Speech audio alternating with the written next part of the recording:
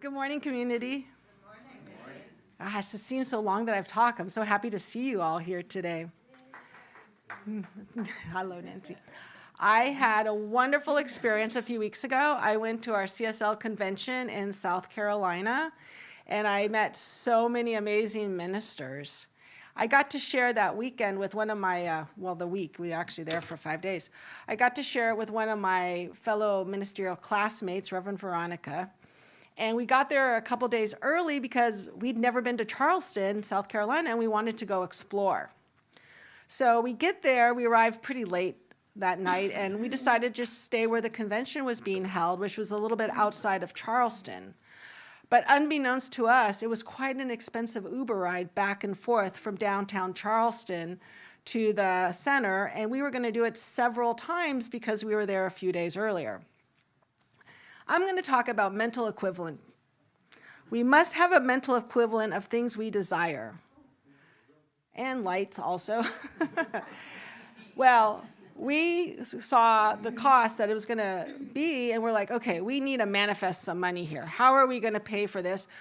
And we sat there going, well, we're here. We're just going to go, and we're not going to worry about the money. We're just going to let the money go. We're just going to have a fun. We're just going to eat and go on the Uber rides back and forth and explore Charleston on the carriage ride and go to a plantation and see other historical things, and we're not going to worry about the money. So we get on our carriage ride, and we're sitting here, and the tour guide is telling us about the tour, and he introduces us to our horse. You know what the horse's name was?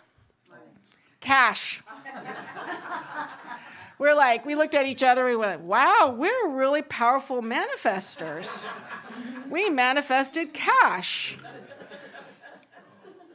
We didn't quite delineate it clear enough to the universe. So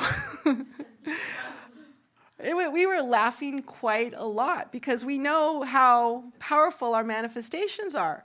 So I just wanted to bring to our awareness today that we don't necessarily want to outline what we want, but we want to tell the universe what we want for our greatest and highest good. So we realized that when we said we needed to manifest money, that we weren't exactly clear enough.